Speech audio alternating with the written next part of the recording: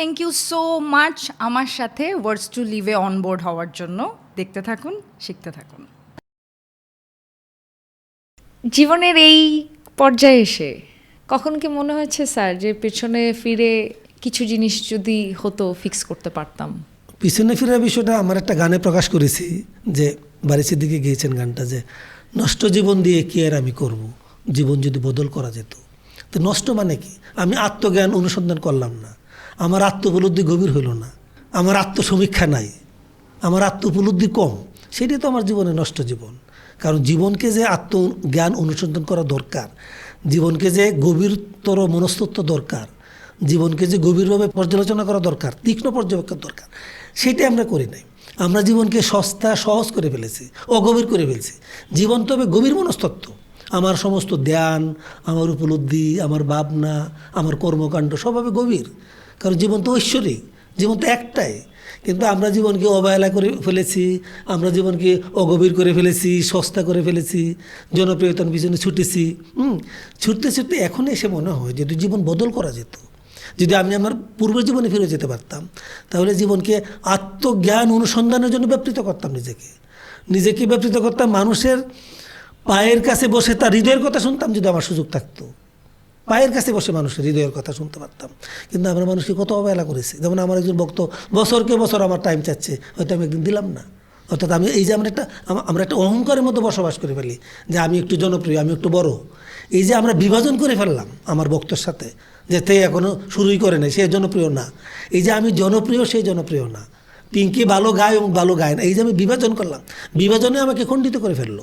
অর্থাৎ মানুষকে যে অখণ্ড ভালোবাসতে হয়, একটা সত্য যে অখণ্ড, সেটাই আমরা উপলব্ধিতে নিজেকে ত্রুটি, আমি নিজেই নিজের মাঝে একটা শিকল দিয়ে দিলাম, নিজেকে আমি একটা প্রাচীর দিয়ে আবদ্ধ করে ফেললাম। সুতরাং আমি যখন নিজেকে প্রাচীর দিয়ে আবদ্ধ করি, তখন তো আমি বাইরে দেখতে পারি না। কারণ আমি যখন মনে করি আমি জনপ্রিয়, পিঙ্কি না, এই যে আপনার সাথে আমার পার্থক্য হইলো, আমি নিজেকে পার্থক্যের মধ্যে জড়িত করে ফেললাম।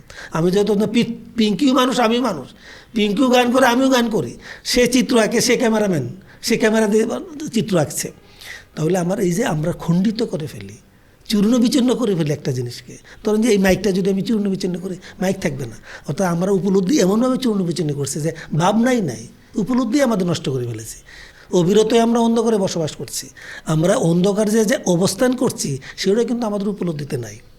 হ্যাঁ, আমি যে অন্ধকারের জীবন মানে যে আমার উচ্চতম কাজ নাই, আমার মহত্তম কোনো গুণাবলী নেই, সেটা তো অন্ধকারের জীবন। আপনি খুন করলেই খুন হয় না। আমি যে মানসিকভাবেও নিজেকে খুন করে ফেলেছি, নিজেই যে নিজের হত্যাকারী, নিজেই যে নিজের খুনি।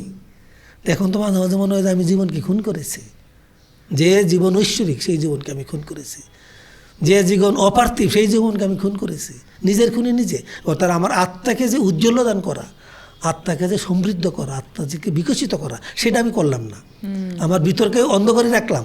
আমি মানুষ হিসেবে জন্ম নেওয়ার পর আমার প্রতিনিয়ত দায়িত্ব হচ্ছে যে ভিতরে অন্ধকারটাকে দূরীভূত করা। আমি দূরীভূত করতে চেষ্টা করলাম না, দূরীভূত করতে চেষ্টা, কারণ আপনার ভিতরেই চন্দ্র সূর্য আপনার ভিতরে বিরাজমান। তাহলে আপনি যত অনুসন্ধান করবেন, আপনি যত সত্যর পথে ধাবিত হবেন, আপনি যত ভালো পথে ধাবিত হবেন, তখন আপনার ভিতরে অন্ধকারটা আস্তে আস্তে দূর হবে। আপনার একটা জিনিস রিপ্লেস, আমার ভিতরে অন্ধকার, আমি আলোকিত হইলেই না অন্ধকার দূর হবে। কিন্তু আমরা যদি আলোর চেষ্টাই না করি, নিজেকে আলোকিত করতে চেষ্টা না করি, আমরা সমাজকে কীভাবে আলোকিত করব? আমরা দেখেন যে অনেক মানুষ মনে করি যে সমাজকে উপদেশ দিয়ে যাচ্ছি, যে আমি নিজেই হীনমন্যতায় ভরপুর, যে আমি নিজেই মিথ্যায় ভরপুর, সে আরেকজনকে আমি পিঙ্কিকে উপদেশ দিচ্ছি ভালো থাকবেন। এটা কি হয়? কত বড় প্রতারণা! যে নিজেই আমি আলোকিত না, যে নিজেই শুদ্ধ না, যে নিজের আত্মশুদ্ধি নাই, আমি আপনাকে উপদেশ দিয়ে যাচ্ছি এই পিঙ্কি এই করেন সেই করেন। এটা কি হয়? তাহলে আমরা প্রতি মুহূর্তে কোনো না কোনো ফর্মে প্রতারণা দিচ্ছি। আপনাকে আমি কেন উপদেশ দিচ্ছি? আপনি তো উপদেশ চান নাই, আর আপনি আমার উপদেশ শুনবেন কেন? আমি তো এমন কোনো জ্ঞান অর্জন করি নাই যে আমার জ্ঞানটা চূড়ান্ত। আমি তো এমন কোনো ডিসিশন নিয়ে নেই নাই যে এই আত্ম অনুসন্ধানই একমাত্র বড় পথ, এই নৈতিকতা শাসনই একমাত্র পথ, আর কোনো নৈতিক শাসন নাই। তাহলে আমি কিভাবে আপনাকে উপদেশ দেবো? উপদেশ দেওয়া তো আরও অন্যায়। মানে যে উপদেশ দেওয়া, আর আমি বলা আমি তো উপদেশের যোগ্য কীভাবে নিজেকে মনে করেছি যে আমি উপদেশের যোগ্য? আমরা তো নিজের কতটুকু যোগ্য সেও তো আমরা ধরতে পারি না। আমরা অযোগ্যতার মধ্যে নিজেকে যোগ্যতার বান করে, আমরা প্রতিনিয়ত বান করে থাকি, প্রতিনিয়তই মুখোশ পরে থাকি। কিন্তু একবার জীবনটা মুখোশ ছাড়া বাঁচি, একবার বান ছাড়া বাঁচেন। এই হচ্ছে কথা। Subscribe to Words to Live and don't forget to press the bell icon.